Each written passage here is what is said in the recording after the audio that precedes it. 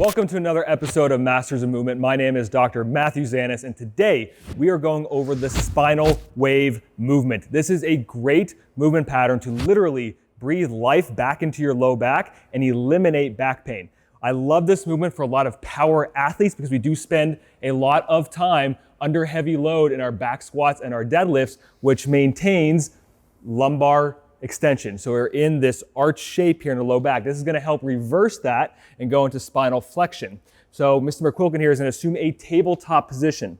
His shoulders are going to be stacked over his elbows, stacked over his wrists. Hands are going to be facing forward. His hips are going to be stacked on top of his knees, and feet are going to be dorsiflexed here. He is going to focus on moving one single vertebrae at a time from the chin and the neck all the way down to his tailbone. So we're going to start here by making a double chin. Once he starts making the double chin, we're going to move one little vertebrae at a time in the neck until he starts to feel a little bit of tension right here at what we call the cervicothoracic junction. He's then going to start moving through the upper back, trying to focus on my fingertips here, moving one little itty bitty vertebrae at a time, nice and slow. He's visualizing this pattern in his mind eye. We're going to move down here into the mid back and eventually get down into the low back. This is where it might feel a little bit weird if you're not used to going into some lumbar flexion, but he's doing a great job. You can see his spinal erectors are starting to take shape here as they go into a lengthened position. He's going to move all the way down into his tailbone and his hips to where he feels like his pubic bone is facing the wall in front of him. Once he gets here, he's not done, folks. This is where the most important part comes in. He's going to take a nice, big, deep breath in. He's going to try and fill up this area of the low back here where my hand is. And on his exhale, he is going to squeeze his butthole and lift his balls.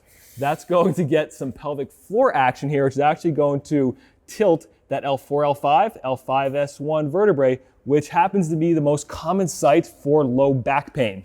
On his exhale, he's going to get that pelvic floor action, go into just a little bit more here of a pelvic tilt, this posterior pelvic tilt. Once he gets through that position, he's then going to reverse this. So he's going to let go of his butthole, he's going to let his balls drop, and he's going to go into an anterior pelvic tilt, thinking about moving one little vertebrae at a time into extension.